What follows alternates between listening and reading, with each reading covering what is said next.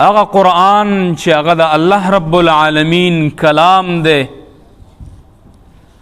هغه قرآن چې د دې په معنی باندې او د دې په دې خبره باندې چې دا کلام دی مخلوق دی او که غیر مخلوق دی، ډېرو مسلمانانو خپلې وینې ورکړې وي. د دې باره کې الله فرمایي لو انزلنا هذا القرآن، ایوه که چېرته دا قرآن الله وی مونږ په یو غر باندې نازل کړی وی، تاسو به دا غر لیدلی وی چې د یرې د وجې نه به دا تکړې تکړې شوی وی. د الله رب العالمین د یرې د وجې نه الله وی دا غر به تاسو لیدلی وی چې تکړې تکړې شوی به. الله اکبر. دا ولې الله رب العالمین وی؟ ځکه چې دې کلام کې الله رب العالمین دومره زور ایښودی دی، دې کلام کې دومره قوت دی چې د انسانانو زړونه دا نرموي. ولې که د انسان زړه په شان د کاڼي شي، لکه څنګه چې الله رب العالمین و سورة البقره کې د انسان د زړه مثال د دریو کاڼو په شان ورکړی دی، نو بیا هم الله رب العالمین د قرآن په ذریعه باندې د قرآن په وجه باندې دغه زړونه نرموي. نو الله وایي چې د انسان زړه نرموي، د غرونه ذرې ذرې کوي. خو افسوس ای مسلمانانو، ای زما ورونو، ای طالبانو، ای خویندو، نن مونږ هغه قرآن چې الله را لیږلی و او د هغې باره کې الله وایي چې د قرآن صفت دا دی چې دا به د خلکو زړونه نرموي. زما او ستا زړه ولې نه نرموي؟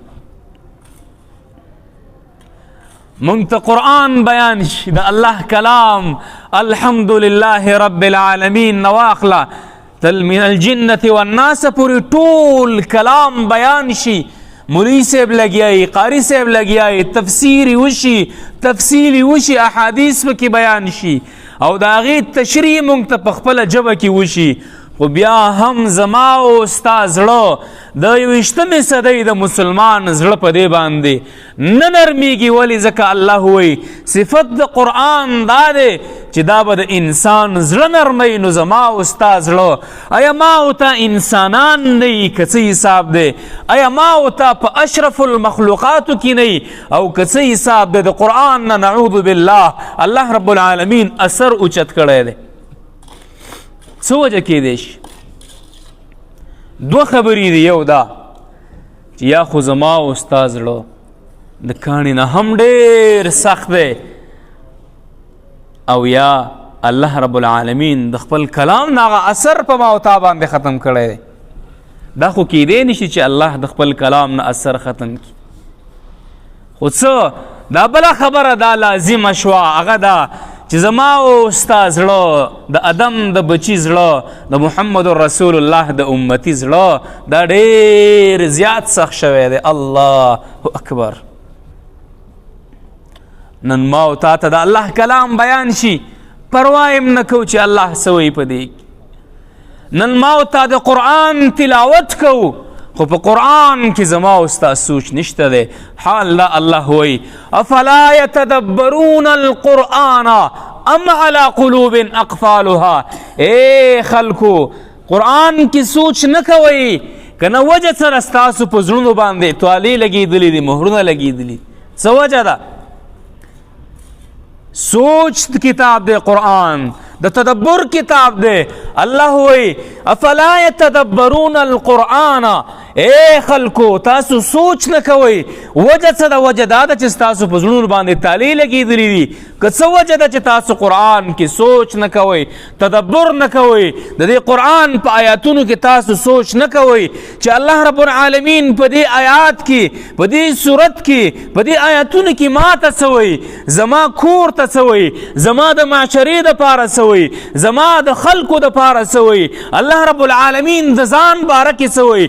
مونږ دا سوچ نه کوو، فقط دا خبره کوو چې الحمدلله رب العالمین الرحمن الرحیم. هغه د توتی ګردان دی قرآن باندې ځان نه پویو، بلکې دا خبره واورئ اے خلکه، قرآن د زندګۍ دپاره جامع اصول دي، دې باندې به زندګي تیرو. موږ چې مسلمانانی چې کلمه مو ویله چې لا اله الا الله محمد رسول الله، دغه کلام چې الله محمد رسول الله صلی الله علیه وسلم ته رالیږلی دی، په دې کلام کې به سوچ کوو، په دې کلام باندې به عمل کوو. دې کلام کې ما ته زما طرز زندگی را ښودلې ده چې معاشره کې به زندگی څنګه کې، د خپلو بچو سره به زندگی څنګه کې. په دې کلام کې ما ته زما د مشر عزت را ښودلی دی، په دې کلام کې ما ته زما د ملک د حالاتو برابرولو هغه تقدیر او تدبیر را ښودلی دی. په دې کلام کې ما ته سیاسي امور را ښودلی دي، په دې کلام کې ما ته الله رب العالمین هغه احکام را ښودلی دي چې ما او تا به د بل یو سره د غیر مسلمو سره په کومه طریقه باندې ډیل کوو. الله رب العالمین ما او تا ته احکام را لیږلي دي چې ما او تا به خپل کورني حالات، خپل ښځه، بچې، مور، پلار، خور دا به څنګه برابرو، په کومه طریقه باندې به برابرو. افسوس نن مسلمان د دې شي نه بېغمه دی، بس هر یو شی الا بلا به ګردنې ملا په ملا باندې وراچولې ده. ملا پوه شه، کار یې پوه شه، ملا پوه شه، قرآن یې پوه شه، ملا پوه شه، د هغې منځونه پوه شه، ملا پوه شه، جماعت یې پوه شه. نه نه مسلمانانو داسې ژوند نه کیږي. الله وایي دا د څه شي کتاب دی؟ د تدبر. د څه شي؟ یقیني د څه شي؟ د تدبر، د سوچ کتاب دی. الله وایي دې کې به سوچ کوئ، دې نه به احکام را وباسئ چې الله ما ته څه وایي، الله ما ته څه وایي، الله زما نه غواړي څه، د خپل ذات باره کې څه وایي. الله مونږ ته چې کومې خبرې را لیږلي دي دا یې د څه دپاره را لیږلي؟ آیا د دې دپاره را لیږلي چې په طاق کې کېده، په المارۍ کې کېده، دوړې ووهي، کپړې ورته بدلې که؟ د وخت مسلمانه دا د دې دپاره نه دی. دا چل به موږ د چا نه زده کوو؟ د صحابهو نه، د سلفو نه. هغه طریقې د هغې سلفو باره کې راځي، د صحابهو باره کې راځي چې هغوی په قرآن کې تدبر کو. د عمر رضی الله عنه باره کې راځي چې په ټول عمر کې هغې یو سورة البقره دا حفظ کړې وه. ولې هغې حفظ نه شو کولی که څنګه؟ نه حفظ شو کولی، خو هغې صرف د دې تلاوت دپاره نه وګرځولې، بلکې هغې تدبر کو، سوچ کو، په هغې باندې عمل کو. د دې وجې نه په ټول عمر کې دغه کلام د الله دغه حفظ کړی و. همدغه رنګې د نورو صحابهو باره کې راځي، د هغې باره کې تاسو سوچ وکئ. د رسول الله صلی الله علیه وسلم باره کې راځي چې دوی به کله کلام د الله لوستو، د الله کلام به وایو، په مونځ باندې به ولاړو، د دې سینې به داسې اوازونه کول که عزیز المرجلې، په شان د هغې کټوۍ چې د هغه پخه شي او د هغې نه داسې اوازونه راوځي. ای مسلمانه، کله دې د الله کلام ته جړلی دي، کله دې فریاد کړی دی، کله دې په سرو سترګو باندې خپلې اوښکې الله ته ویلولي دي چې الله ستا کلام ته ناست یم، په ما باندې اثر وکړو؟ نه، زمونږ دغه سوچ نشته دی. مونږ وایو مړه بس دا به د چا دپاره وي؟ نه محترمو، دا زما او ستا دپاره دی، د الله ما او تعالی را لیږلی، باید ما او تا په دې کې سوچو. نن قاری صاحب محترم چې ویل من الجنة والناس او شروع د الحمد نه کړې وه.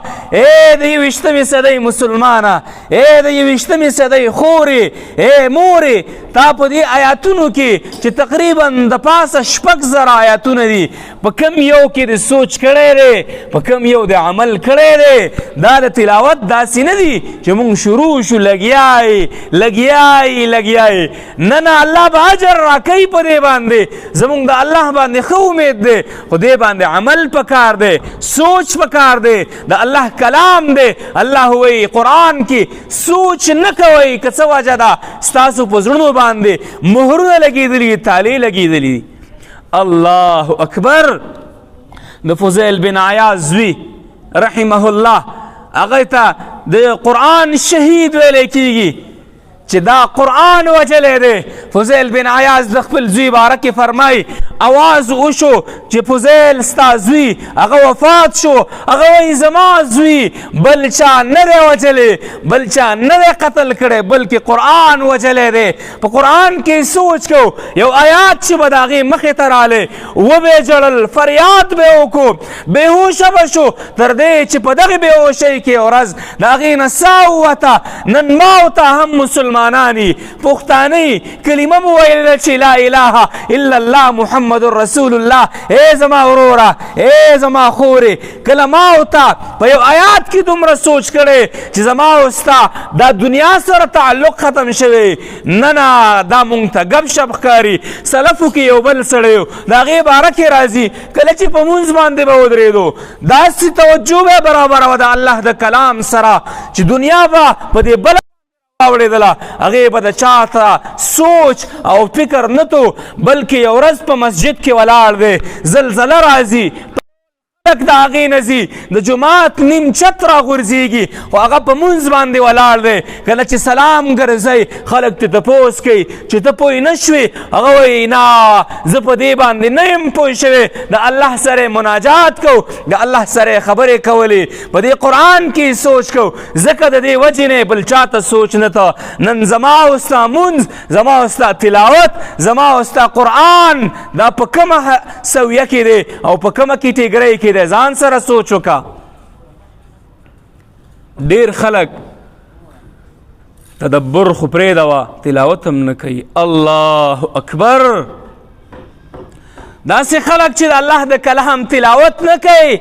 الله وایي شهر رمضان الذي انزل فيه القرآن. علما وایي دا میاشت رمضان دې ته شهر القرآن وایي. ای د الله بنده که سوچ نه کې، جړا نه کې، فریاد نه کې، د الله په کلام کې که سوچ نه کې، نیمې کوه، دا څه خبره نه ده. خو دومره خو وکړه چې د الله کلام د الحمد نه شروع کړه په دې رمضان کې او د 30 رمضانه پورې یو ځلې خو ځان سره واړوه که نه. ای د الله بنده که د الله مخې ته ورلې په داسې حال چې د الله کلام دې نه دی بیان کړی، الله ته به څه جواب به ورکې؟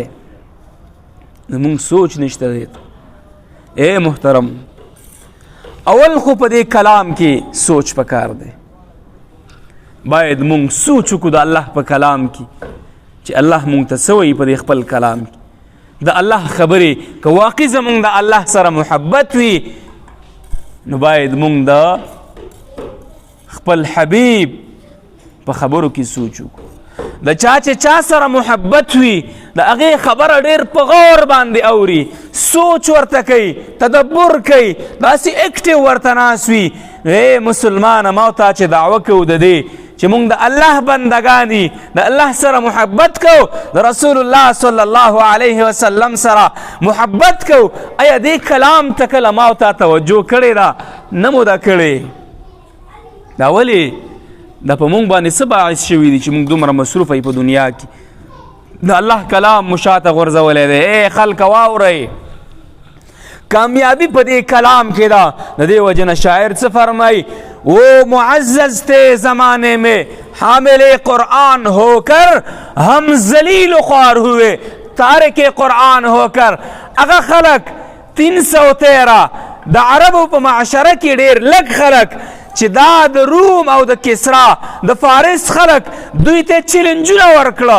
حال دا چې چا سره تورې نشته، اوښان نشته، سورلی نشته، زغرې نشته، ولې الله دې د اسمان ته وخېژول؟ وجه دا وه شاعر فرمایي چې وہ معزز تھے زمانے میں حامل قرآن ہو کر اور ہم ذلیل و خوار ہوئے تارک قرآن ہو کر. هغوی په قرآن باندې عمل کو، قرآن کې سوچ کو، او مونږ قرآن پرېښی دی، مقصد مسیر مو دنیا ګرځولې ده. نو د دې وجې نه مونږ ذلیلی رسوا، زمونږ په دنیا کې څه مقام مرتبه نشته.